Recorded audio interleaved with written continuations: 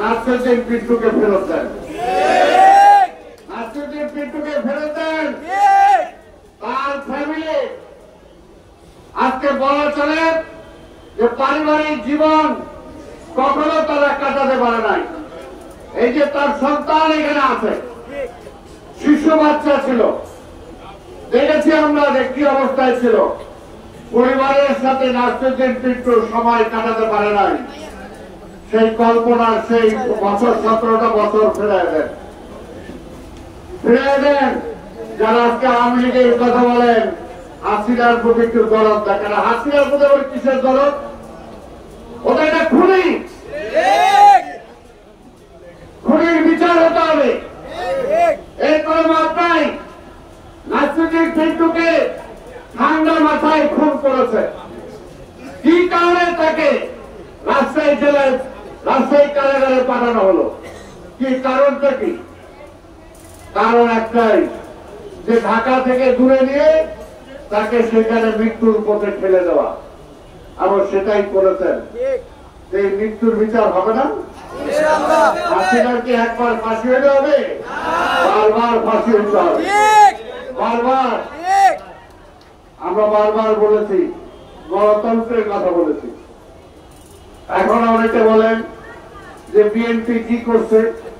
BNP এটাই করছে যে নাসিরউদ্দিন পিন্টুর মতো একজন রাজনৈতিক কর্মী, রাজনৈতিক নেতা নির্দ্বিধায় তার জীবন বিলাই দিচ্ছেন। এটাই হলো বিএনপি, এটাই হলো বিএনপি। হাজার হাজার নেতা কর্মী আস্তে আস্তে জেলে চলে গিয়েছে, নিজেদের জীবন বিপন্ন করেছে, তারপরও হাসিনার সাথে আপোষ করে না। এটাই হলো বিএনপি। এই দেশে গণতন্ত্র ফিরে আনার জন্য বিএনপির অবদান বাংলাদেশের কাউকে দিয়ে কখনো সেটা মাপা যাবে না। বিএনপি গণতন্ত্রের জন্য লড়াই করেছে। বিএনপিকে আপনারা অনেকে চেষ্টা করেছেন সন্ত্রাসী দল বানানোর জন্য। হাসিনা চেষ্টা করেছিল যে অস্ত্রের বদলে বিএনপি অস্ত্র নিয়ে নামবে নাকি, কিন্তু না, বিএনপির অস্ত্র হল জনগণ। তাই আমরা বারবার জনগণের কাছে গিয়েছি, জনগণের কাছে বিচার দিয়েছে, এবং জনগণ আমাদের পক্ষে সবসময় রায় দিয়েছে, সবসময় রায় দিয়েছে। শেখ হাসিনা যখন ছিল তখনও বলতো বিএনপি নাই, বেগম খালেদা জিয়া জেলে, তারেক রহমান দেশে নাই, আবার বিএনপি যেটাই বিএনপি।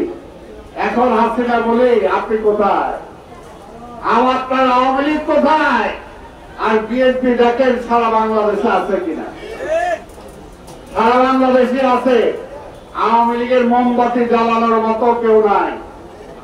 ওই যে একটা পলিটিক্যাল পার্টি আছে আওয়ামী লীগের, মাঝে মাঝে শুনি ওই অফিসে যায় নাকি অনেক অন্য কর্ম করে, সেটাকে পারও দিনের মতো একটা কর্মী নাই।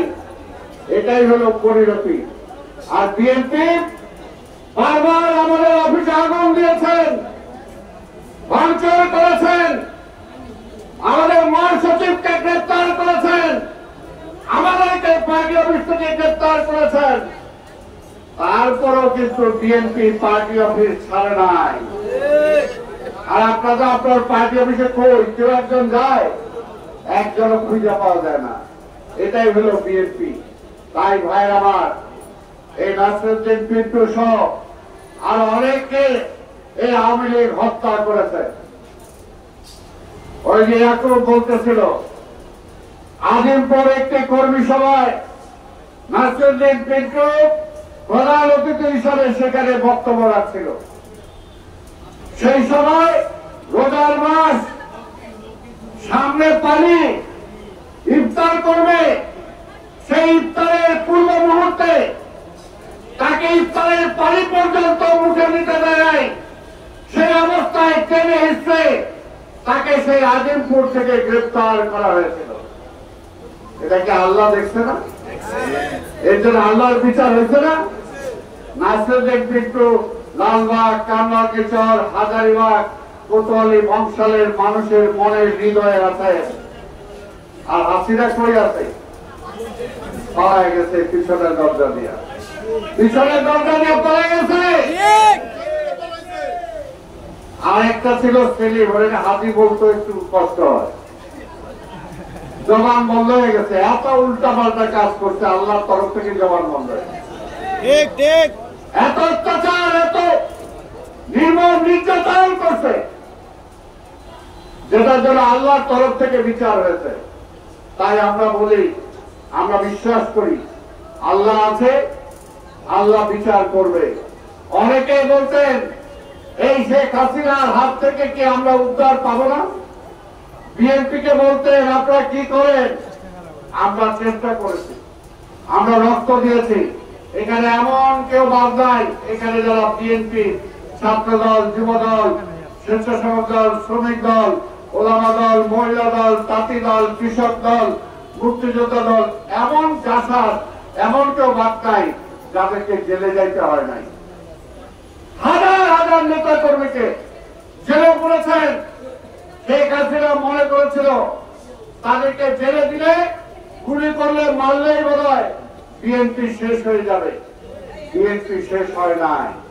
বিএনপি এই দেশের জন্য রাজনীতি করে, জনগণের জন্য রাজনীতি করে। বিএনপির জন্ম হয়েছে এই দেশের জন্য।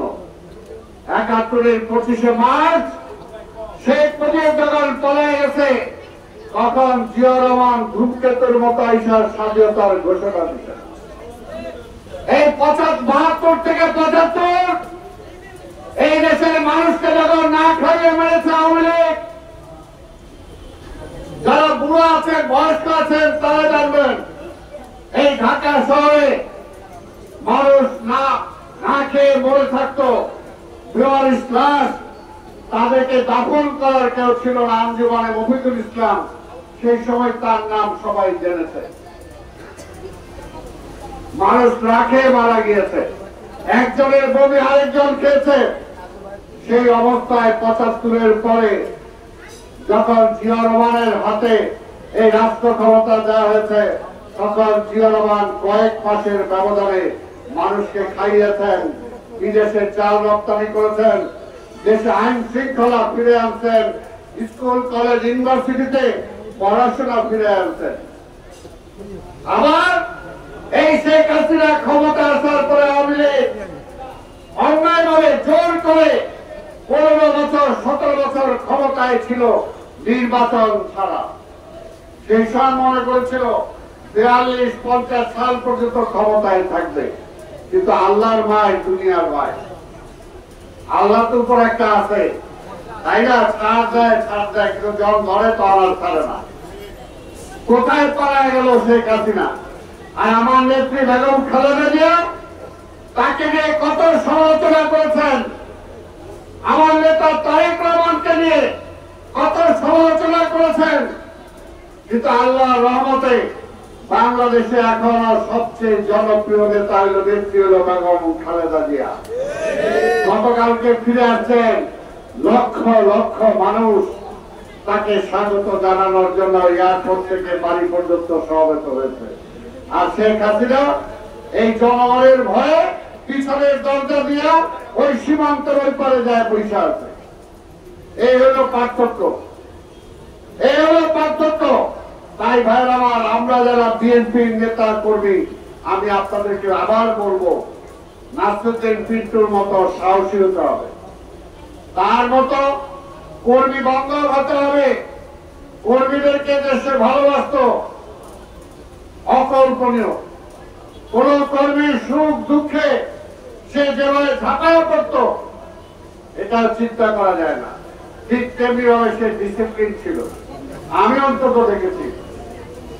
কখনো তাকে আমি বেয়াদবি করতে দেখি নাই। সিনিয়র যারা ছিল তাদেরকে সেই সম্মান দিয়েছে। আমি এখনো যেটা বলি, ভুলবো না। আমি হজে গিয়েছিলাম, সেই হজে একটা দিন সে আমার সাথে ছিল, একবারের জন্য আমার স্যান্ডেল আমার হাতে নিতে দেয় নাই সে, এটা তো আমি ভুলবো না। একটা ছোট ভাই হিসাবে যে শ্রদ্ধা, রাজনৈতিক ছোট ভাই হিসাবে যে সম্মান, দিয়েছে, এটা আজীবন আমার মনে থাকবে। এই দলের জন্য সে জেলখানায় বসে থেকে আন্দোলন করেছে, এটাই বারবার বলবো। অনেক বড় নেতা বাইরে থেকেও এত এইরকম আন্দোলন করে নাই, এরকম দায়িত্ব নেয় নাই, সে জেলখানায় বসে থেকে সেই দায়িত্ব পালন করেছে। কাজে তার থেকে অনেক কিছু শিক্ষা গ্রহণ করার আছে। আজকে আল্লাহ তাআলা তাকে, অবশ্যই আমরা বিশ্বাস করি, হায়াত পথ হলো আল্লাহর কাছে। নাসিরুদ্দিন পিন্টু যে বয়সে আল্লাহ তাকে নিয়ে গেছে, সেই বয়সে তার যাওয়ার কথা না নরমালি, কিন্তু আল্লাহ তার হায়াত রেখেছে ততটুকু। কিন্তু তার মৃত্যুর মধ্য দিয়ে নাসিরুদ্দিন পিন্টু এই বাংলাদেশ যতদিন থাকবে, বিএনপি যতদিন থাকবে, ততদিন নাসিরুদ্দিন পিন্টু বেঁচে থাকবে, বেঁচে থাকবে। অনেকেই আমরা চলে যাব, অনেকেই চলে গেছে, অনেকেই হারিয়ে যাবে, কিন্তু নাসিরুদ্দিন পিন্টু কিন্তু হারাবে না। কি বলেন, হারাবে? হারাবে না। তার কর্ম তাকে বাঁচিয়ে রাখবে। এর জন্যই বলছি তার জীবনী থেকে শিক্ষা গ্রহণ করতে হবে। তা আমি বক্তব্য দীর্ঘায়িত না করে বলবো, আজকে এই তত্ত্বাবধায়ক সরকারকে বলবো, আল্লাহর রাস্তায় আমরা সবাই বলি ইতিহাস থেকে শিক্ষা গ্রহণ করুন, কিন্তু কেউ ইতিহাস থেকে শিক্ষা গ্রহণ করি না। সবাইকে বলবো বেশি দিন অনির্বাচিত সরকার থাকা ভালো না, তাহলে আপনার সরকারের মধ্যে কিন্তু ঘুরে ধরবে, সমালোচনা বাড়বে যে আপনার মন্ত্রীরা অমুক জায়গায় এটা করতেছে। আমরা তো কানে শুনি, আমরা বলি না, জনগণ বলতে চায়। যে সেই কারণে এই সরকারের প্রতি আমাদের আস্থা আছে, আমরা আস্থা রাখতে চাই। এই সরকারের প্রতিপক্ষ বিএনপি না, এই সরকারকে আমরা ক্ষমতায় এনেছি। তাই ইউনূস সাহেব মনে রাখবেন, আন্দোলনকারী সকল দল, বিএনপি ইনক্লুডিং ছাত্ররা, আমরা প্রতিপক্ষ না। প্রতিপক্ষ হল হাসিনা, প্রতিপক্ষ ফ্যাসিবাদ। তাই আপনাদের কোন ভুলের কারণে আবার ওই পরাজিত ফ্যাসিবাদ যাতে ফিরে না আসতে পারে, সেদিকে খেয়াল রাখতে হবে। আপনি বলেছেন হাসিনা ষড়যন্ত্র করতেছে, তাদের কাছে অবৈধ হাজার হাজার কোটি টাকা আছে, এই দেশটাকে অচল করার জন্য, এই সরকারকে ব্যর্থ করার জন্য তারা ষড়যন্ত্র করছে। এই কারণেই বলছি আমরা যে আপনি যতটুকু সংস্কারের ব্যাপারে প্রতিটা রাজনৈতিক দল একমত হয়েছে, ততটুকুকে সংস্কার করে আপনি নির্বাচনের রোড ম্যাপ ঘোষণা করেন। যদি বেশি সময় দেন, ওই ফাঁসিবাদ কিন্তু আস্তে আস্তে তার শক্তি সঞ্চয় করবে, আপনাকে খেয়ে ফেলার চেষ্টা করবে, দেশে আবার গণতন্ত্র নস্যাৎ করার চেষ্টা করবে।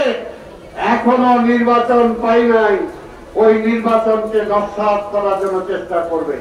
কাজে নির্বাচনকে পিছিয়ে লাভ নাই।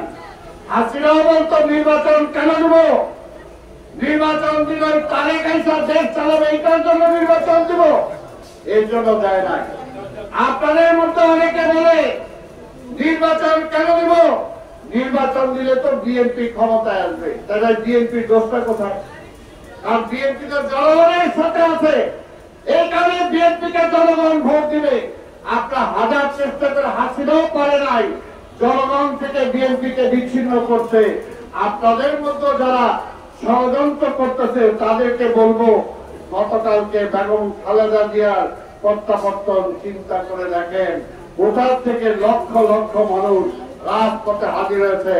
আমাদের সারা বাংলাদেশ থেকে শত শত বাস বা ট্রাক দিয়ে লোক আনতে হয় নাই।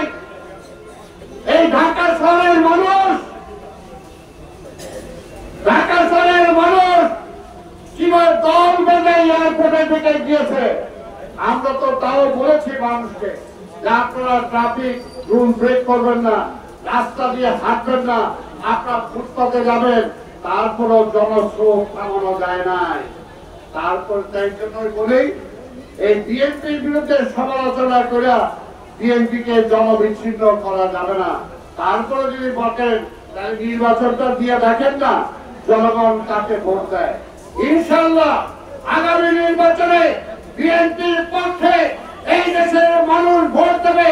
আমি ইনশাআল্লাহ এর আগে জিয়া রহমান এই দেশের রাষ্ট্র ক্ষমতায় ছিলেন, বেগম খালেদা জিয়া ছিলেন, আগামীতে জনগণের ভোটে তারেক রহমান বাংলাদেশের রাষ্ট্র ক্ষমতায় আসবে। বড় ষড়যন্ত্র করে লাভ হবে না। আমি আমার বক্তব্য দীর্ঘায়িত না করে আমি আপনাদেরকে ধন্যবাদ জানাই। তাজুল সেক্রেটারি